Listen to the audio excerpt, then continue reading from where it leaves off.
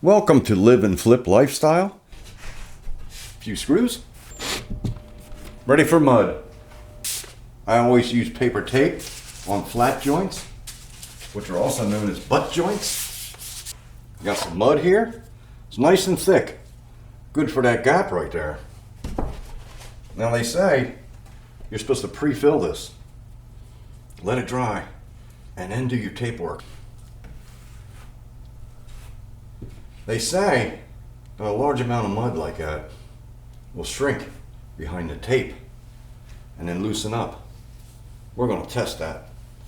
Since this is such a small patch, I'm not going to wait till overnight. Alright, but I am pushing it in there real nice and tight. Make a nice bond. So, since the mud is thick, it's not the best for taping. However, less water, less shrinkage. You don't want any voids in the tape or you'll get bubbles. And man, I'll tell you, that becomes a nightmare. So since my mud is thick, I'll just thin it out here. What you want to do anyway. It's more uniform. Alright. Now the tape has a crease in it. And you want that inward. If you don't, sometimes it'll fold outward. And you don't want that. Alright. Wow. There's really nothing behind that, is there? Or is there? I can't remember. I'll put just a little bit in there, just to make sure.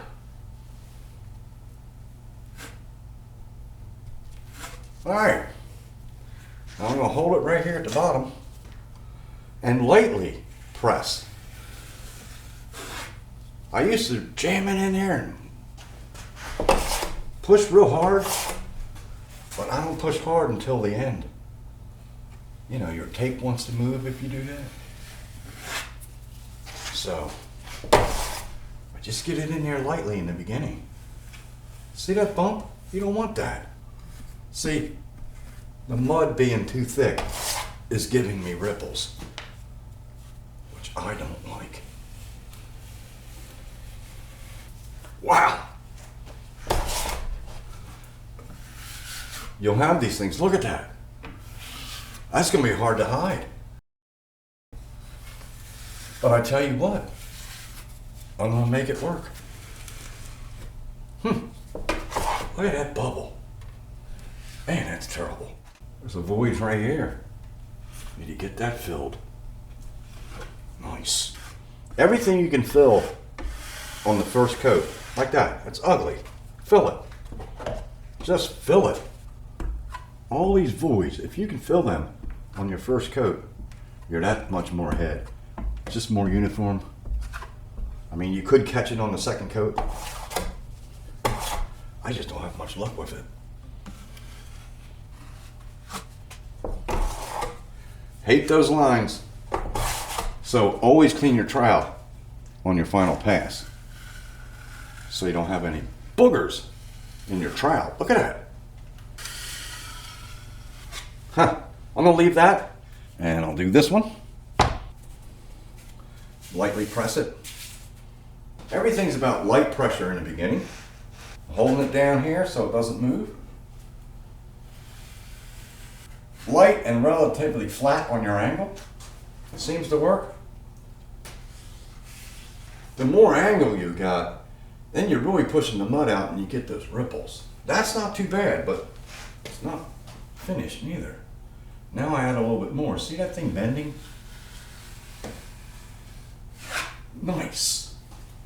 Got a line over here. Put more pressure here and then just go up.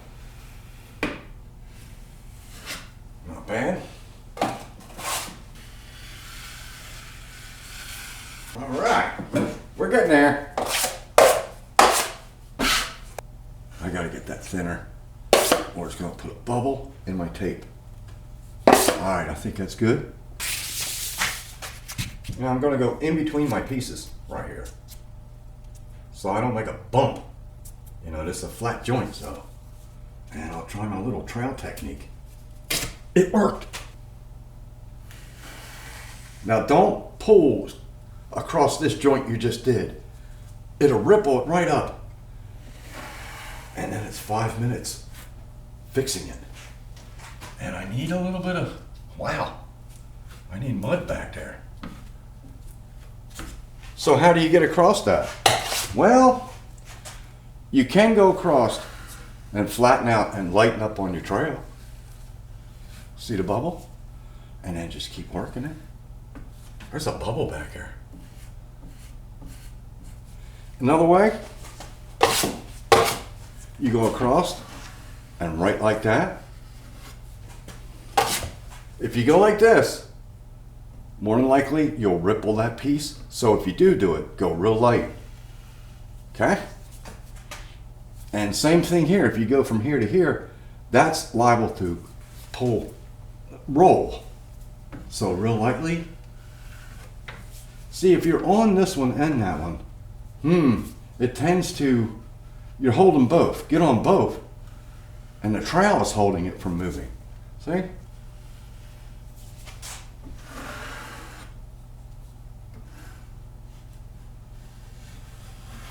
Now that's the way it's supposed to look.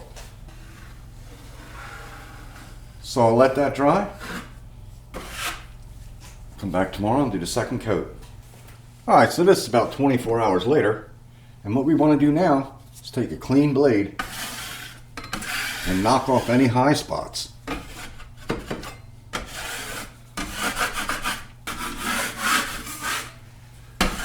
So there's probably no need to chip this out. It's just going to fill right back in, so I'll use that as a guide to go around it.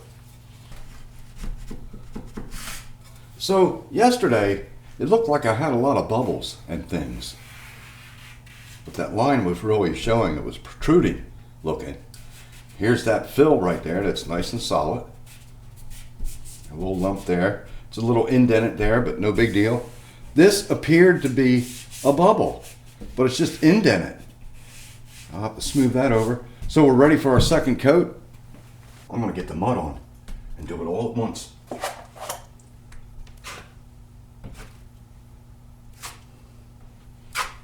So I get way more mud than I need. Spread it out nice and wide. And I'm thinning it as I'm going with each pass. As I take some off, I just move it around to where it's needed. Now whenever you go wider than your trowel, it's difficult. And I always wanted to use a big trowel and then don't exceed the width of the trowel. You have a little bit more control with the smaller trowel. Took me a long time to realize that. All right, now, since all the voids are filled in nicely, I'm going to keep doing this process and eliminating mud. Very little pressure. Just keep smoothing it out until it starts looking like something. Because if I push down real hard, you remove all the mud. Now you want to feather your edges at this point. More pressure on this side than that, and you just go up like that and slowly come in. Nice and thin, all the way around. A lot more difficult with patch versus new drywall. Things are all willy wonky. Look at this. I gotta do something. So of course my next coat will fill all these voids. And that's what I'm banking on. Because this is not that good. I'm gonna leave it alone. The more I work with it, the worse it's gonna get. I'll just take these lines out if I can. Didn't do it. Let that dry and apply not the final coat, because I'm not a professional. I will apply as many coats as it takes to make it flawless. All right, for the third coat, scrape down any high spots, do a light sand. I did that off camera, and I'm giving a wider angle because I'll be tying in this joint and this patch all in one shot. I load everything up with mud. So you want to get in close to all the areas that will be mudded in That way it's pre-filled and ready for the large trowel. Go way beyond the patch. So I'm getting everything relatively smooth, so it's easier with the large trowel. All right. It's either 12 or 14. 12 inch right there. I'm going real light, just spreading it out so I don't remove all the mud, and you're making the patch wider and wider as you go. So I'm going to start to thin this out. There's the feather. You want to feather as soon as you can, because the edges start to dry. How do you tie all this in? Well, I'm going to feather the edge.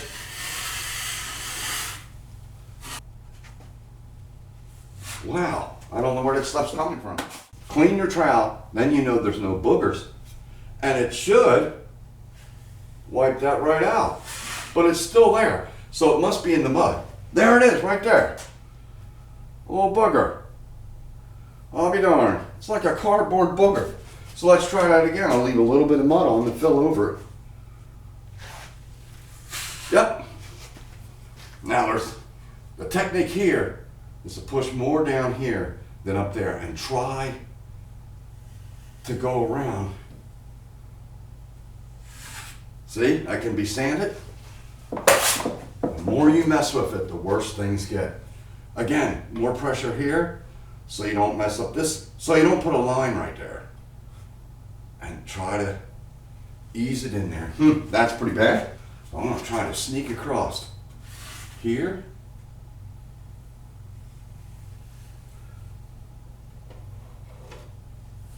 Drywalling, or mud work I should say, is like a catch-22. Let's do this joint. I'm going to feather this out. More pressure here. And they say, you feather it out like that. Then you do the same here.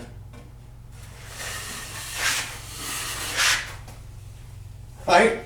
Got a line. And then they do this one pass over the center. Real lightly. I have not mastered that yet. That's not bad. Let me show this joint real quick. And this would be a great video for a professional mud guy to review and use all my examples here, and they'll show how to correctly do them.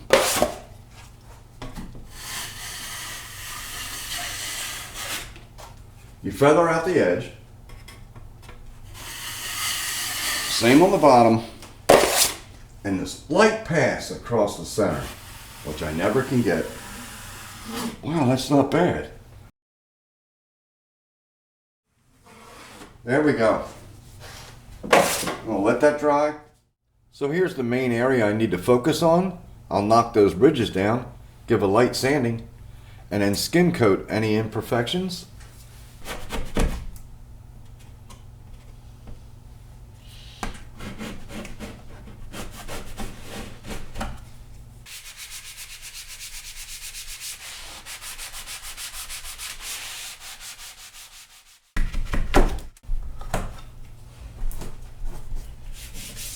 So you want the skim coat even thinner yet?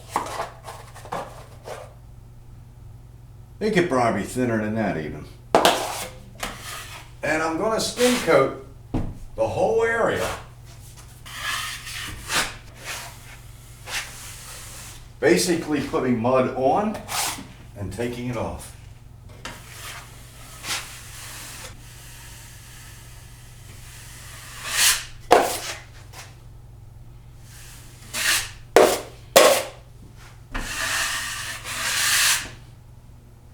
So I'll let that dry, give it a light sand, throw some paint at it. Let me show you the end results.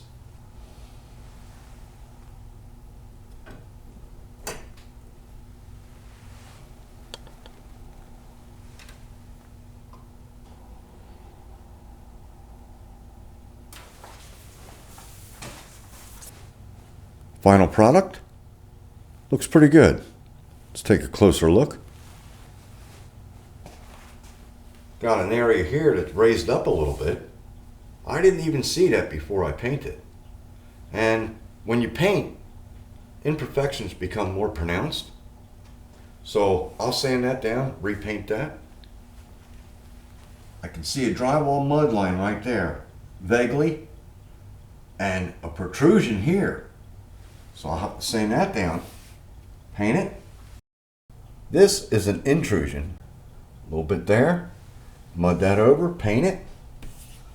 I applied 3 coats of paint to the wall, and with each coat, I noticed this area was bleeding through.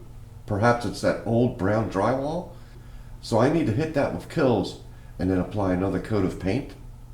This here appears to be paint, but it's actually drywall mud. And hopefully a damp sponge will dissolve that.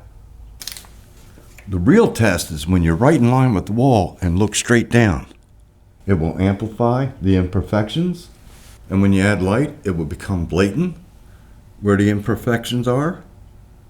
Now, that looks pretty good. Turned out better than expected.